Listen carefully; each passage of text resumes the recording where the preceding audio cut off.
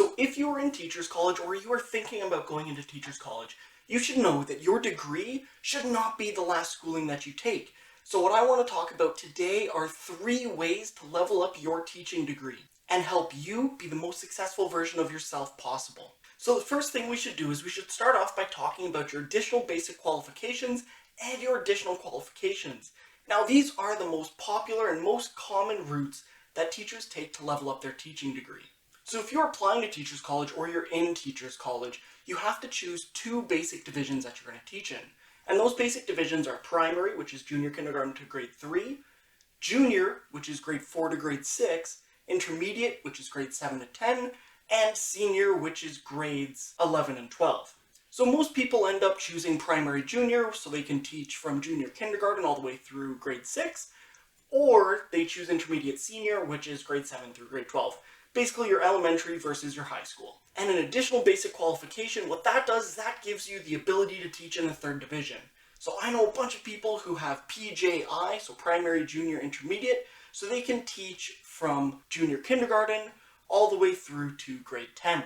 Or oppositely, you could get a JIS, which would be grade 4 through grade 12. And that makes you very, very attractive to school boards and schools because now they know that they can have flexibility placing you wherever they want. And the second side to that coin is an additional qualification.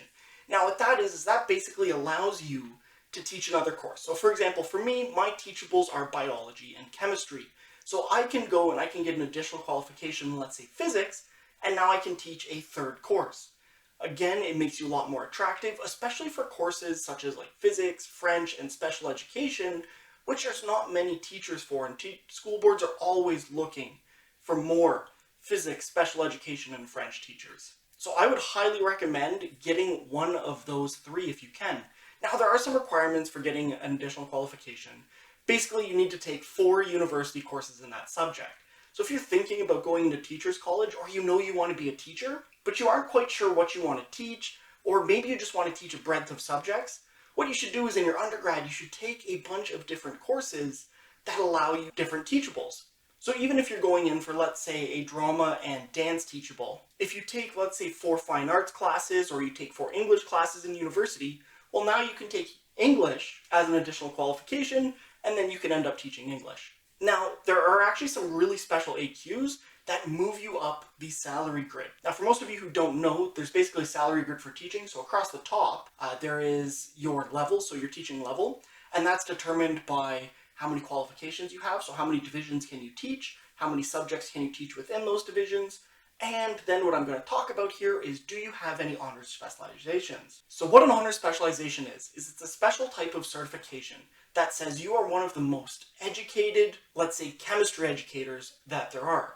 So if I was to get my honors specialization in chemistry, which only a few people end up getting, it ends up moving me up the salary grid by 1 block, so it moves me from an A3 to an A4 level teacher. Now what that is, that's about an increase at the lowest level of about $6,000 per year. At the highest level, it equals almost $10,000 per year. So if you have the opportunity to get an honors specialization, you should get it. And the requirements are quite low.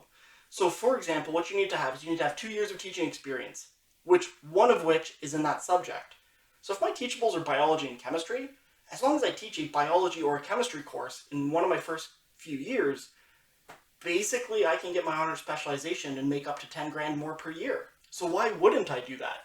And this conversation about honors specialists actually brings me to my next point, and that is maybe choosing a different career path from teaching.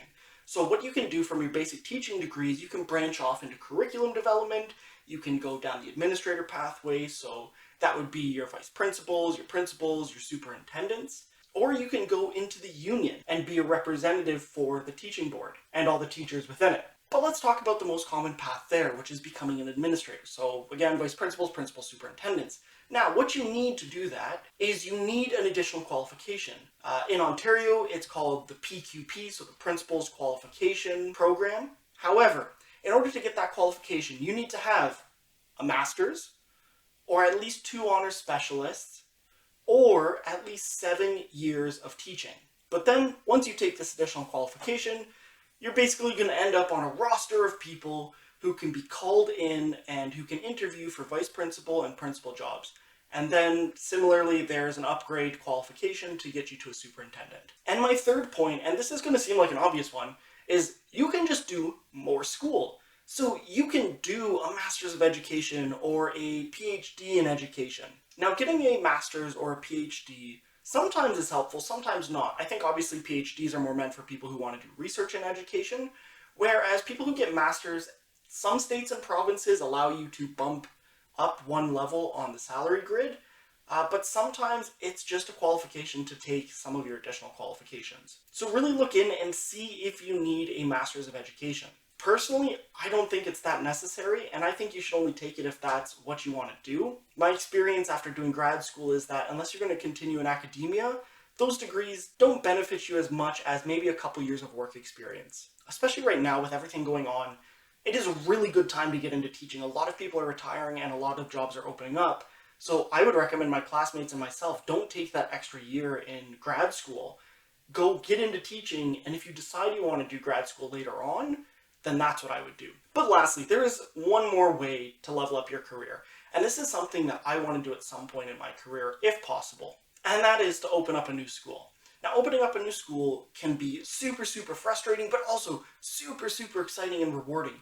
You're building a school and culture from the ground up. And you can be a principal or a vice principal doing that. You can be a teacher that principal chooses to bring into the school. But overall, from all of my friends who are teachers and have had the opportunity to do this, they recommend that this is something you should do at any point in your career. It is just something that is so cool and so rewarding. So please, give it a thought. But anyways, that's it for this video on how to level up your teaching degree and your teaching career. As always, if you enjoyed this content, please like the video and subscribe to the channel, and welcome to the few new subscribers that we had over the past week. It's really great to have you on board and joining our community. But with that said, have a great day, stay happy, safe, and healthy, and I'll see you all around. Bye everyone!